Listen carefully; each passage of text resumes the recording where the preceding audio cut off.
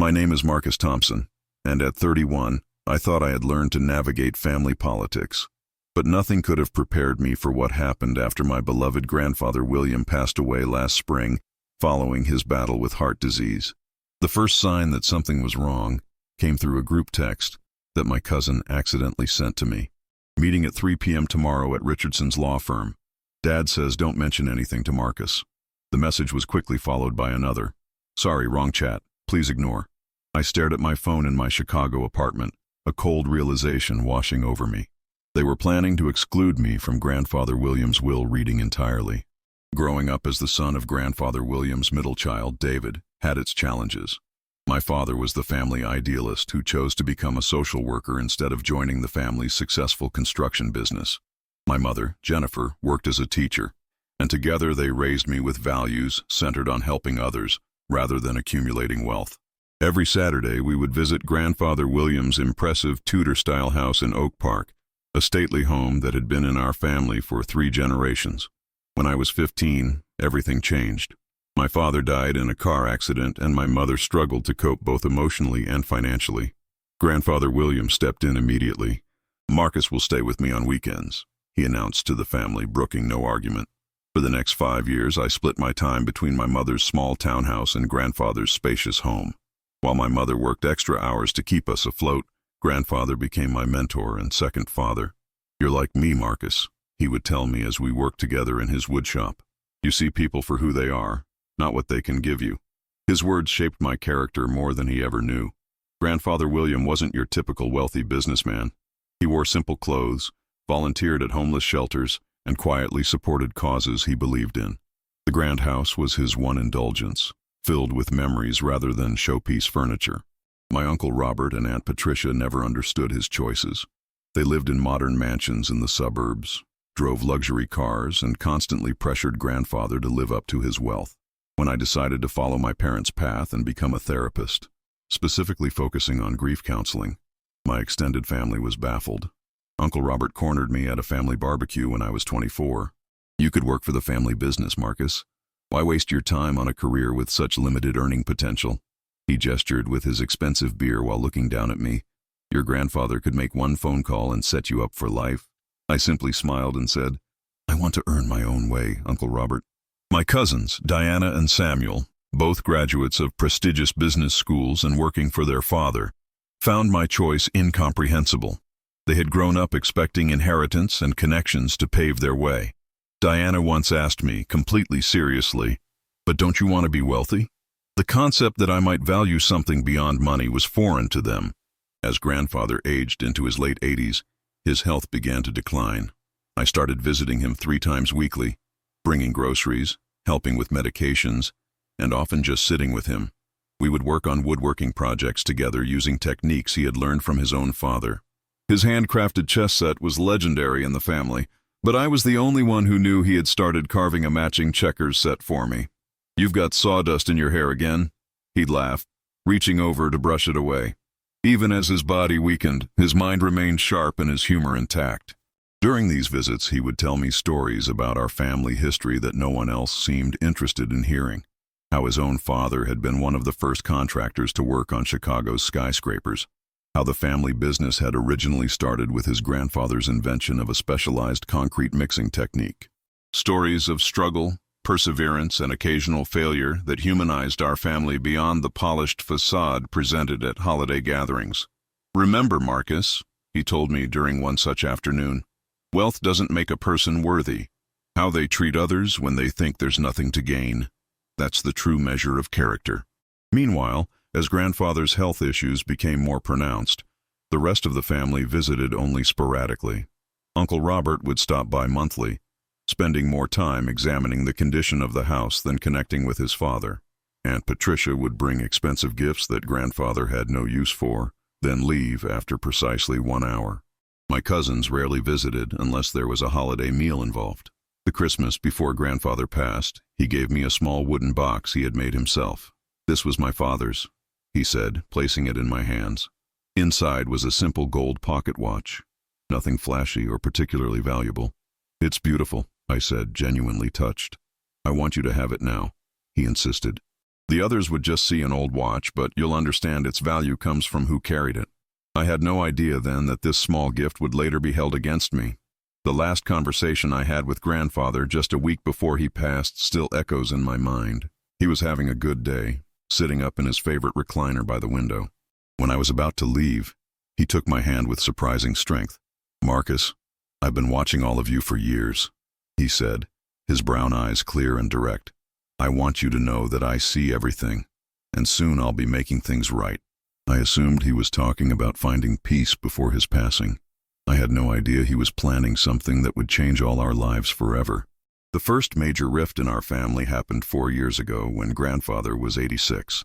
Uncle Robert called a family meeting at grandfather's house, ostensibly to discuss his care. When I arrived, I found not just family, but also a financial advisor waiting in the living room.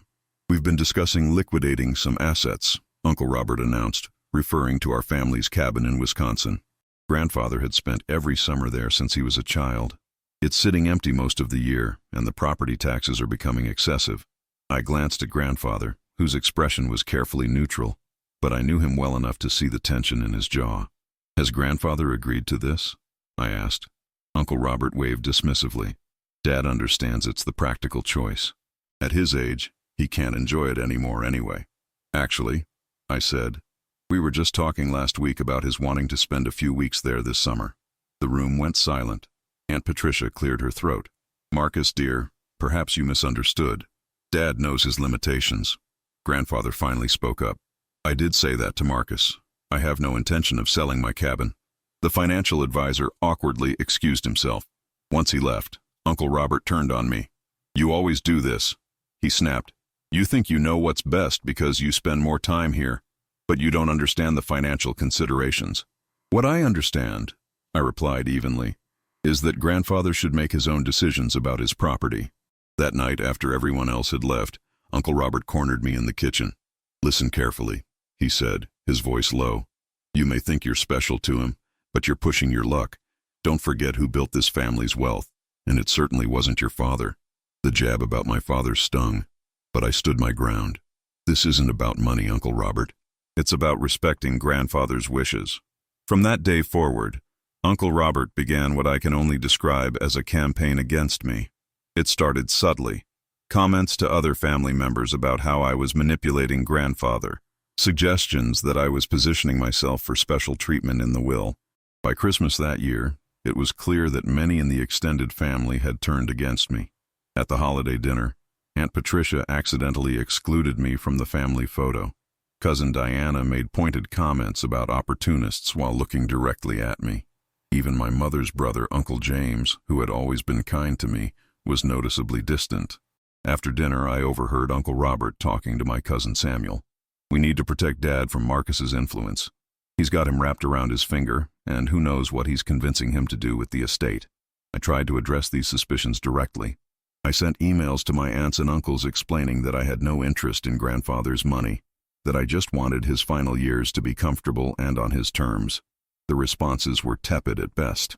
Aunt Patricia replied with a terse, "We all want what's best for Dad," while others didn't respond at all. The following 4th of July, the family held a gathering at Uncle Robert's house. I wasn't invited, but learned about it through social media when Diana posted photos. In one picture, grandfather sat in the corner looking frail and confused. I called him that evening. "Did you enjoy the 4th of July gathering?" I asked carefully. "It was fine," he said, then lowered his voice. "But they didn't serve the potato salad the way I like it, and Robert's house is always too loud. I wish I could have been there," I said. There was a pause. "You weren't invited." The genuine surprise in his voice confirmed my suspicions. He hadn't been told I was excluded. As grandfather's health declined more rapidly, the family began actively limiting my access to him. Aunt Patricia instituted a visiting schedule that allocated me only 2 hours on Sunday afternoons, claiming it was to avoid tiring Dad out. When I arrived for these visits, I often found a cousin or aunt suddenly deciding to drop in at the same time, making private conversations impossible. In response, I found creative ways to maintain our connection. I would bring lunch to share with grandfather on my days off from the counseling center. The home health aide, Rosa, who genuinely cared for grandfather, would sometimes call me directly when she thought grandfather needed company or was having a particularly good day. The last Thanksgiving before he died, I wasn't invited to the family gathering at all. I received a text from Aunt Patricia. "We're keeping the holidays small this year. Dad needs rest." Later, I discovered from Rosa that small meant everyone except me. So on Thanksgiving Day, I dropped off a package with Rosa, grandfather's favorite oatmeal cookies that we used to bake together, a soft flannel shirt in his favorite green, and a photo album I'd created with pictures from his workshop across the decades. When grandfather passed away in March, I didn't get the news directly from family.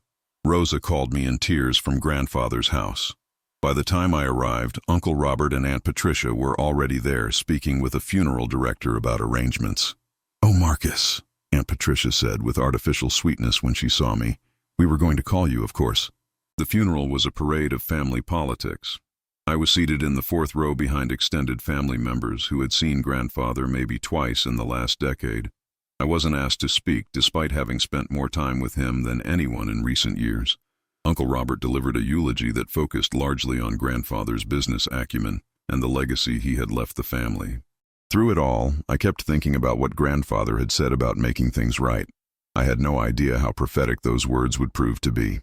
3 weeks after the funeral, I was reviewing case files in my office when my phone pinged with a text message. It was from my cousin Diana, clearly sent to a group by mistake. "Tomorrow at Richardson's office, 3 p.m. Mom says not to tell Marcus." I stared at the message, my stomach dropping. A second later, another message followed. "Sorry, wrong thread. Ignore that, please." I sat back in my chair, a cold feeling spreading through me. So this was how it would be. They weren't even going to tell me about the will reading. Whatever inheritance grandfather may have left me, they were apparently planning to keep me in the dark about it entirely. All night I debated what to do. Part of me wanted to respect their wishes, to rise above the pettiness. I had never cared about grandfather's money. Our relationship had been about love, not inheritance. But another part of me, a stronger part, felt that grandfather would want me there. If nothing else, I deserved to hear his final wishes, even if he had left me nothing. By morning, I had made my decision. I called in to take the day off from work, something I rarely did. I carefully selected my outfit, a simple black suit that grandfather had always complimented, professional but not showy. I wanted to look respectful, not like someone desperate for money. As I drove to the law office in downtown Chicago, my hands were shaking on the steering wheel. I rehearsed what I might say, how I would handle the inevitable confrontation.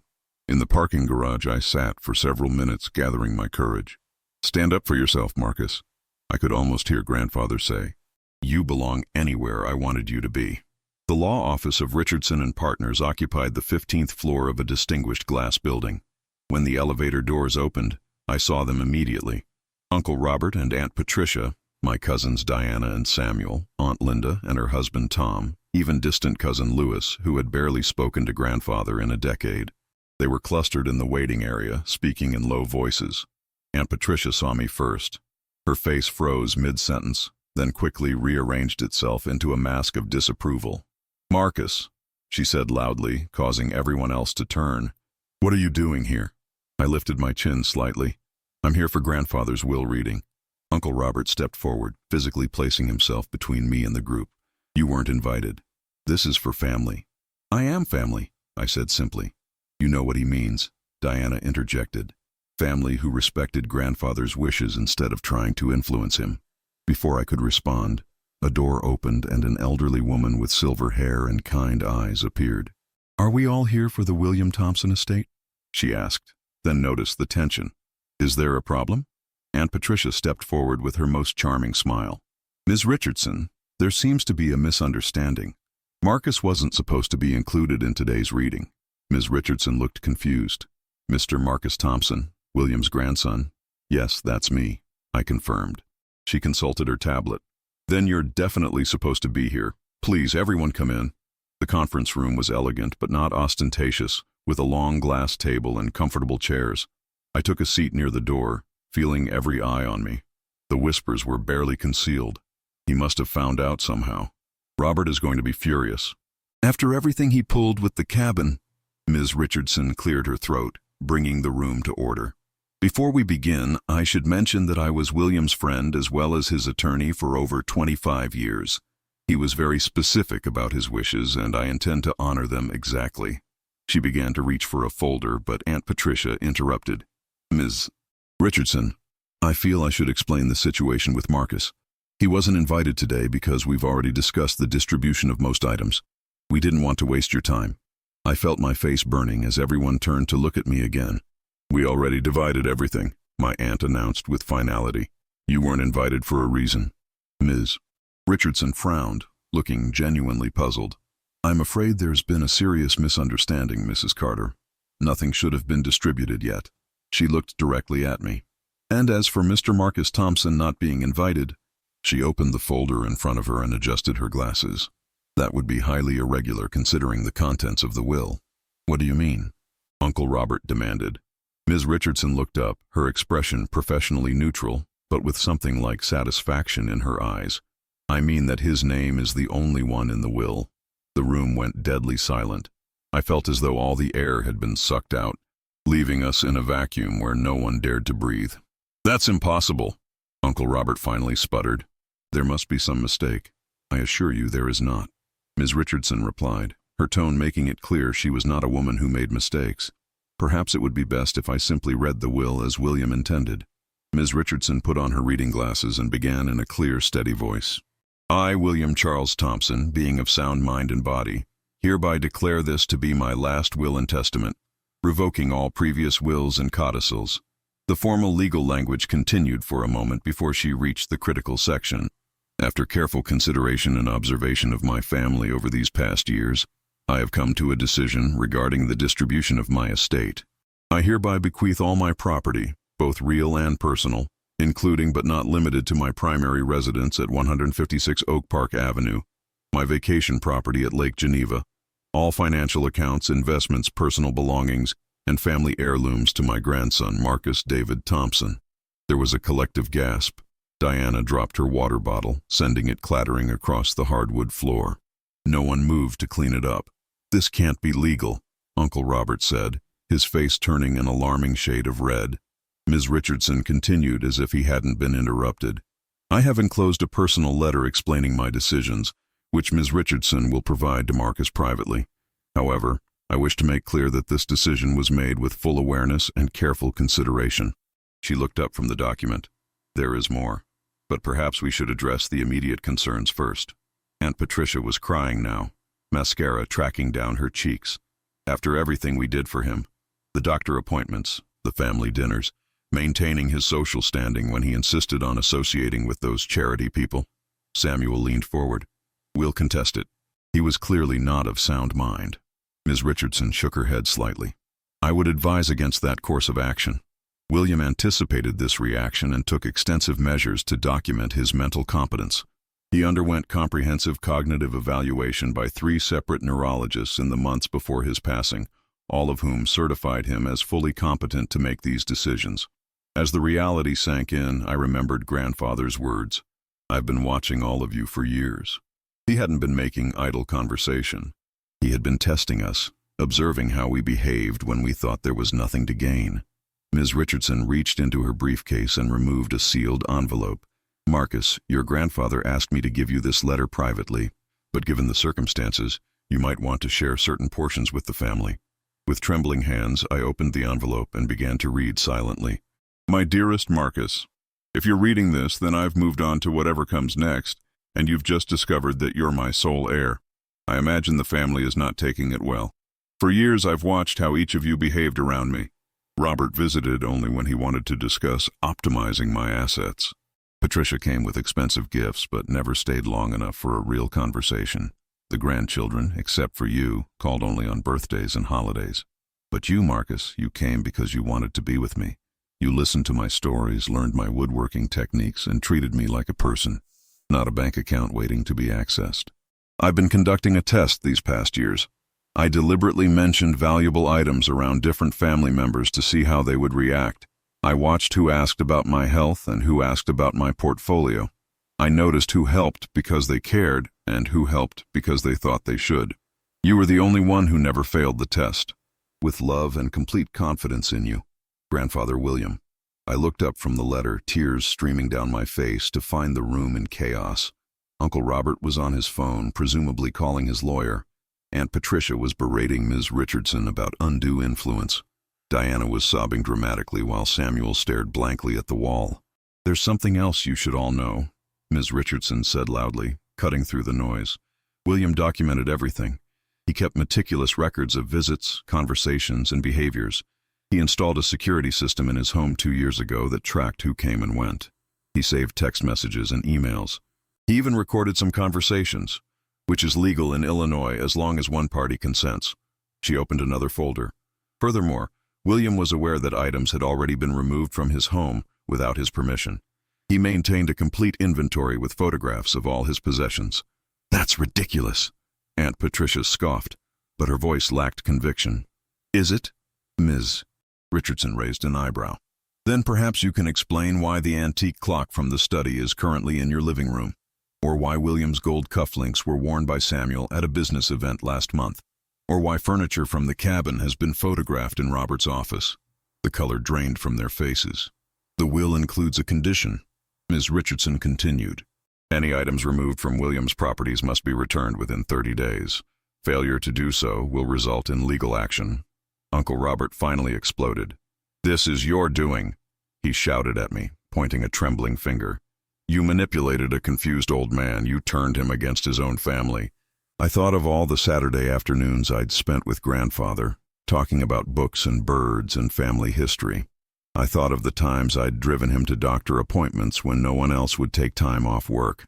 I thought of the simple joy on his face when I brought him his favorite ice cream just because it was Tuesday. "No, Uncle Robert," I said quietly.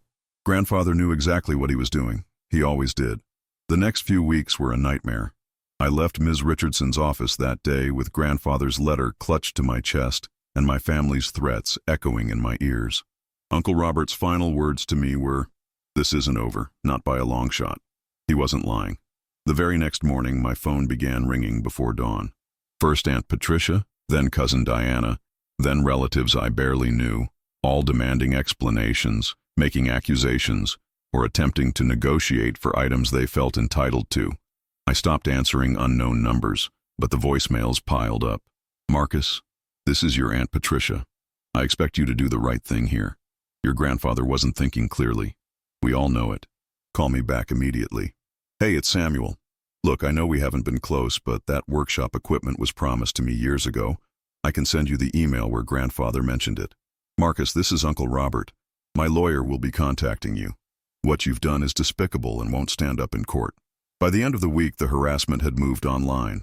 Diana posted a thinly veiled attack on social media. "Amazing how some people can pretend to care about family just to get what they want. True colors always show eventually."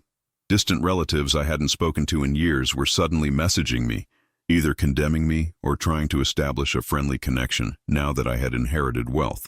I changed my phone number and locked down my social media accounts, but the stress was taking a physical toll. I wasn't sleeping, had constant headaches, and my supervisor at the counseling center noticed I was making small errors I never would have made before. "Marcus, is everything all right?" she asked after I forgot to document a session properly. "This isn't like you." I broke down and told her everything. She immediately insisted I take a week of personal leave. "Your clients need you at your best," she said kindly. "Take some time to get your legal affairs in order." During that week, I finally visited grandfather's house, my house now according to the will. I used the key I'd had for years and walked into the silent, empty rooms that still smelled faintly of his cologne. But something was wrong. The house felt hollow, with conspicuous empty spaces on walls and shelves. Moving from room to room, I began to realize the extent of what had happened. The antique grandfather clock that had always stood in the hallway, gone. The collection of vintage tools grandfather had treasured, missing several pieces. His jewelry box in the bedroom, nearly empty. They had already taken so much, not just valuable items, but things of purely sentimental value. The handmade quilt grandfather's mother had sewn, the collection of baseball cards from his youth, even the worn cookbook where he had penciled notes in the margins. I sank onto his bed, stripped now of the handmade blanket that should have been there, and sobbed until I had no tears left. It wasn't about the monetary value.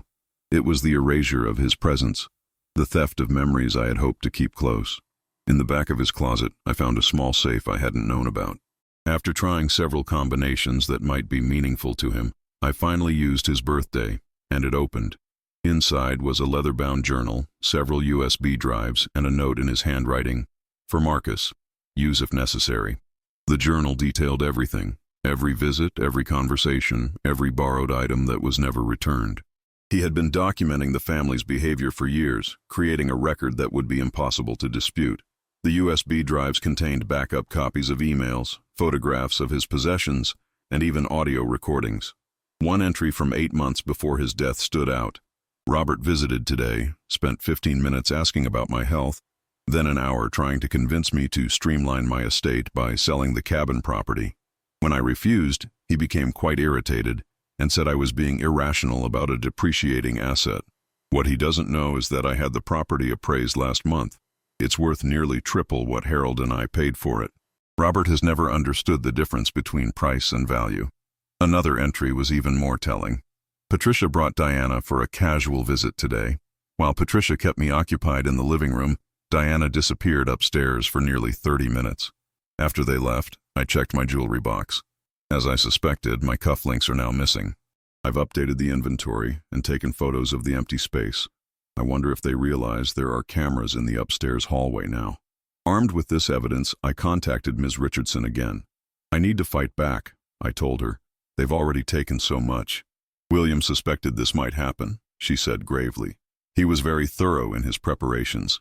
I'll connect you with a litigation attorney who specializes in contested wills and estate theft."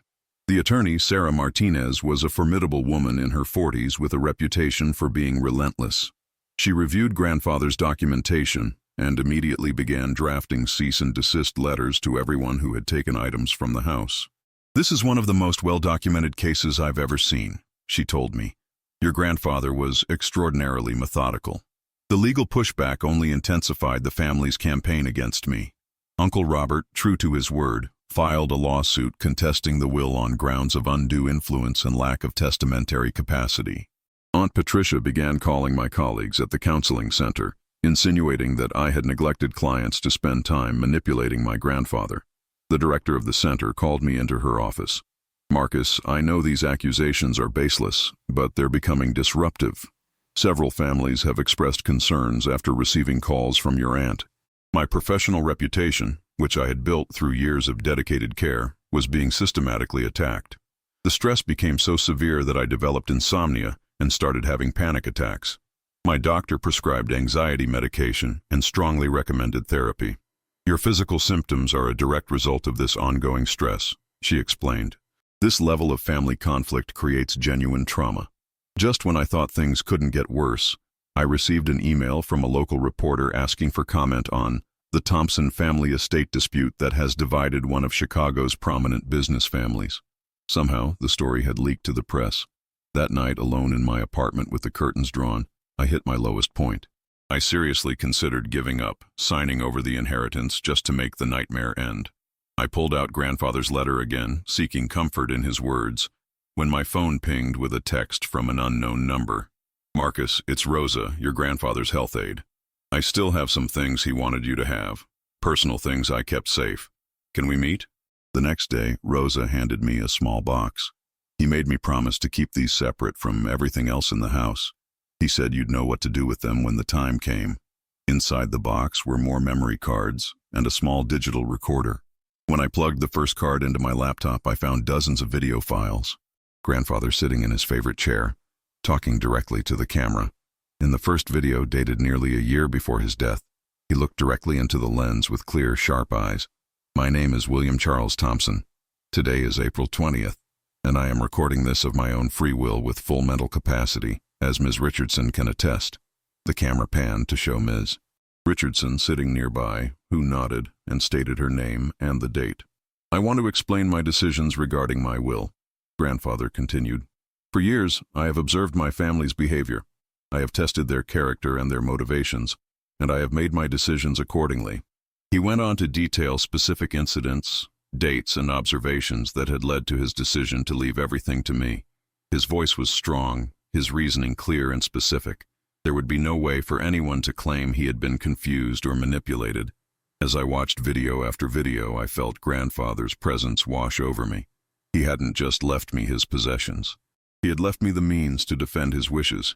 He had known exactly what would happen and had prepared for it meticulously.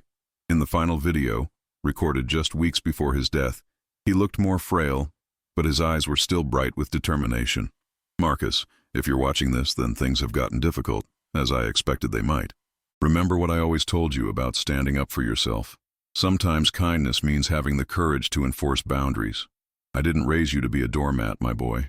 I raised you to be just like me, and I never let anyone take advantage of me. For the first time since the reading, I felt a spark of my old strength returning.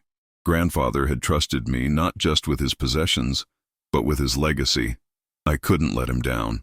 The next morning, I called Sarah Martinez. "I have something you need to see," I told her, and brought over all the videos and recordings. After reviewing them, she leaned back in her chair with the first genuine smile I'd seen from her. "This changes everything. Your grandfather didn't just build a case, he created a fortress."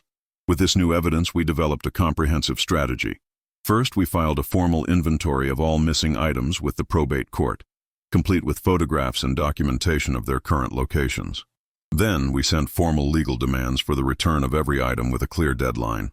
Simultaneously, Sarah filed a motion to dismiss Uncle Robert's lawsuit contesting the will, attaching grandfather's videos as exhibits. "No judge in Illinois will rule against your grandfather after seeing these," she assured me. We also reached out to the counseling center's legal team, providing evidence that the accusations against me were part of a targeted harassment campaign. They immediately issued cease and desist letters to my relatives, threatening legal action if the defamatory calls continued. For additional support, I contacted several of the nurses and aides who had cared for grandfather in his final months. They were happy to provide affidavits about the frequency of my visits compared to the rest of the family. "You were there at least twice a week," confirmed Nurse Thompson. "Sometimes your uncle would go a month without showing up, then spend the whole visit on his phone." Rosa provided a detailed calendar she had kept of all visitors, showing that I had visited grandfather 89 times in his final year, while Uncle Robert had visited 9 times and Aunt Patricia 11 times. My cousins had each visited only on holidays. We also obtained financial records showing that Uncle Robert had borrowed substantial sums from grandfather over the years without repayment, and that Aunt Patricia had charged numerous personal expenses to grandfather's accounts under the guise of caretaking costs. Armed with this mountain of evidence, Sarah suggested we call a family meeting at her office. "Sometimes showing your full hand at once can avoid months of unnecessary litigation," she explained. The day of the meeting, I arrived early, my stomach in knots despite our strong position. One by one they filed in, Uncle Robert with his attorney, a nervous-looking man who kept checking his watch, Aunt Patricia, who refused to meet my eyes, cousins Diana and Samuel, both trying to affect bored expressions that couldn't quite hide their anxiety. "Thank you all for coming," Sarah began once everyone was seated. "We've asked for this meeting to resolve some outstanding issues regarding William Thompson's estate." Uncle Robert's attorney immediately launched into a prepared statement about significant concerns regarding undue influence and questions about testamentary capacity. Sarah let him finish before responding. "Before we proceed further, there are some materials I think everyone should review." She pressed a button on a remote, and the large screen on the wall came to life with grandfather's face. "My name is William Charles Thompson." His clear voice filled the room. "Today is April 20th, and I am recording this of my own free will." As the video played, I watched my family's faces. Uncle Robert grew increasingly pale. Aunt Patricia's hand flew to her mouth. Diana began to cry silently. When it ended, Sarah simply said, "There are 19 more videos like this one, each addressing specific incidents and decisions. William Thompson was perhaps the most thorough client I've ever encountered." She changed the screen to show a spreadsheet. "This is the current inventory of items removed from William's properties without permission. Next to each item is its location, documentation of its removal, and its approximate value for insurance purposes. The total currently stands at just over $650,000. The room was deadly silent. Mr. Thompson is prepared to file criminal charges for theft if these items are not returned within 7 days. Sarah continued, her voice matter-of-fact. "Additionally, we have documentation of financial exploitation that could be of interest to the district attorney's office." Uncle Robert's attorney leaned over and whispered urgently in his ear. After a moment, Uncle Robert cleared his throat. Perhaps we've all been hasty. Emotions run high after a loss like this, especially when there's money involved. I couldn't help adding, Grandfather always said it was never about the money. The meeting ended with Uncle Robert's attorney requesting time to review the evidence and advise his client. 2 days later, he called Sarah to inform her that they would be withdrawing their lawsuit contesting the will. Within a week, items began appearing on Grandfather's porch, delivered by moving companies rather than returned in person. The jewelry came back via courier, each piece carefully packaged. No notes, no apologies, but at least they were complying.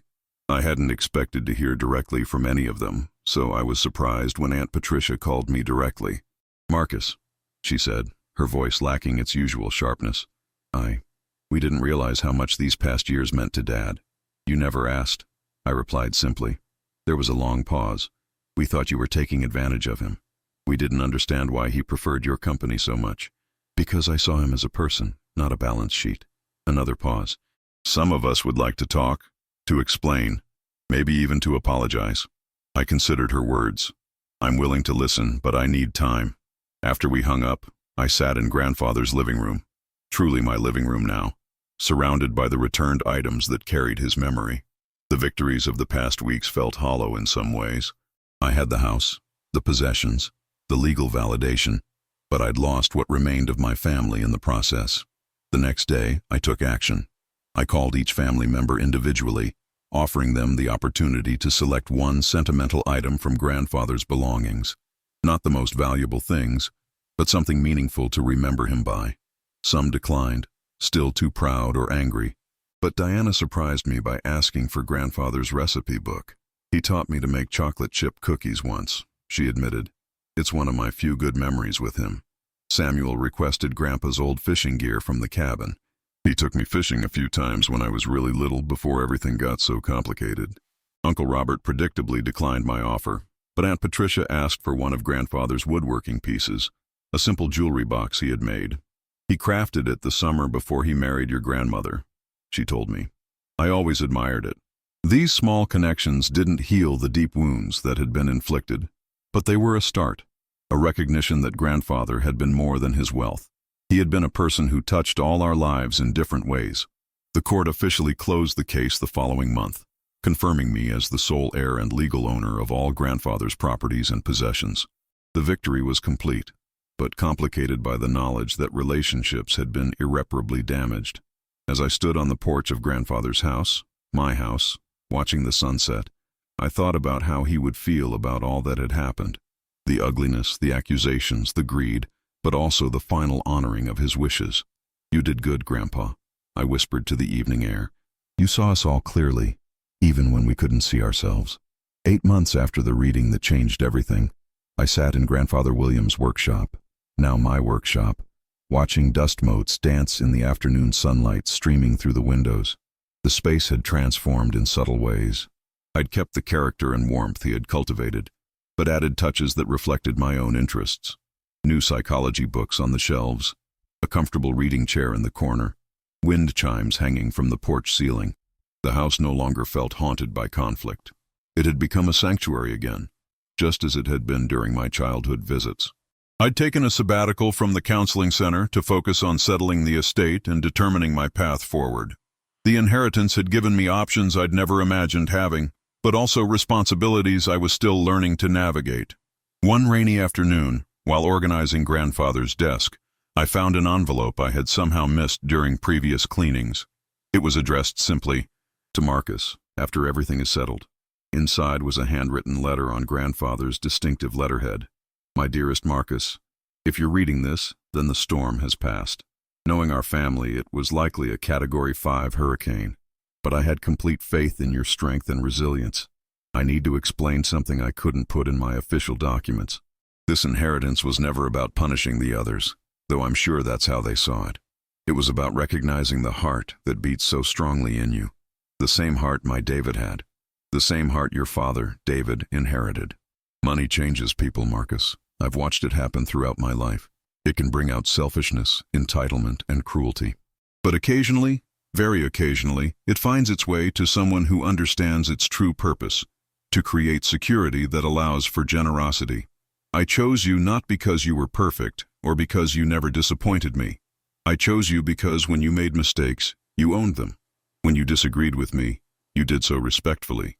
When you helped me, you did it without expectation of reward. The others will claim I was manipulated or confused. But the truth is simpler. I wanted my legacy in the hands of someone who would honor its spirit, not just preserve its value. Now, some advice from beyond. Don't let this wealth change who you are. Use it to become more authentically yourself. Take that trip to Ireland we always talked about.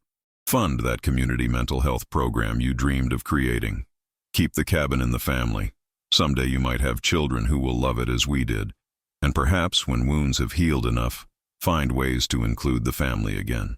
Not because they deserve it, but because connection matters. Set boundaries, certainly. I wasn't raised to be a pushover, and neither were you. But leave room for growth and reconciliation. I love you, my dear boy. I'm so proud of the man you've become. Tears streamed down my face as I read and reread his words. Even now he was guiding me, offering wisdom and permission to forge my own path forward. In the weeks that followed, I began implementing his suggestions. I established the William Thompson Memorial Scholarship at the social work school I had attended, specifically for students interested in grief counseling and elder care. I started the paperwork to create a foundation focused on supporting elderly individuals without family support, people who, unlike grandfather, didn't have anyone to advocate for them in their final years. I took that trip to Ireland, visiting the small village in County Cork where grandfather's grandparents had been born. Walking the same cobblestone streets they had walked, I felt a connection to my history that transcended the recent family conflict. As for the family themselves, healing came in small, unexpected moments. Cousin Diana reached out first, asking if we could meet for coffee. She brought pictures of her new baby son, whom she had named William. "I want him to know the real family stories," Diana explained awkwardly. "Not just the polished versions we tell at business dinners. Would you be willing to share some of your memories with him someday?" Samuel invited me to his wedding, though I suspected his fiancée had insisted. Still, when I attended, he made a point of introducing me to everyone as my cousin who runs the William Thompson Foundation. It wasn't warm, but it was acknowledgement. Aunt Patricia remained distant, but sent a Christmas card with a brief note. "Your grandfather would be proud of what you're doing with the foundation." Coming from her, it was practically an olive branch. Uncle Robert never came around. Some wounds run too deep, some pride too rigid to bend. I made peace with that reality while leaving the door open should he ever change his mind. The greatest healing came through an unexpected connection. During one foundation event, I met grandfather's nephew Lucas, my father's cousin, who had moved to California decades ago. He'd lost touch with the family, but had fond memories of grandfather and my father. David was the best of us, he told me over dinner. He chose helping others over money, substance over status. William adored him for living authentically. Through Lucas, I discovered a branch of the family untainted by the inheritance battle. Second and third cousins who shared stories and photographs I'd never seen, expanding my understanding of our family history beyond the narrow narrative I'd grown up with. 1 year after grandfather's passing, I hosted a memorial dinner at the house. I invited only those who had genuinely cared for him, Rosa and other caregivers, Ms. Richardson, a few neighbors who had been true friends, Lucas and his family, and yes, even Diana and her baby William. We shared stories, laughter, and a few tears, creating the kind of gathering grandfather would have loved. As everyone mingled in the garden afterward, Ms. Richardson approached me with a glass of grandfather's favorite whiskey. "You know," she said quietly, "I've handled hundreds of estates over my career, seen families torn apart and relationships destroyed over far less than what was at stake here. I'm not sure our family fared much better," I admitted. She shook her head. "You misunderstand me. The miracle isn't that some relationships survived. It's that you remained true to yourself throughout. William told me once that his greatest achievement wasn't his wealth or status, but raising a son who valued integrity enough to pass it to his son." I looked around at the gathering. Not the family I had expected to have, but a chosen family bound by genuine love and respect for grandfather William. On the mantel inside, his photograph watched over us all, his slight smile seeming to say he had known how everything would unfold. The inheritance had cost me relationships, but had given me something far more valuable: the freedom to live by my own values, just as my father had done, just as grandfather had taught me. I understood now that this had been his true bequest, not the house or the money, but the courage to stand firm in my truth. As the evening ended and guests departed, I stood on the porch watching the fireflies emerge in the summer twilight. "We did it, Grandpa," I whispered. "We made things right." Have you ever had to stand up for yourself against family pressure? I'd love to hear your stories in the comments below. And if this story resonated with you, please subscribe to hear more tales of family dynamics, unexpected inheritances, and finding strength in difficult situations. Remember that sometimes the most valuable inheritance isn't measured in dollars, but in the lessons and love we carry forward. Thank you for listening to my story today. May you always find the courage to honor your own truth, just as my grandfather William taught me.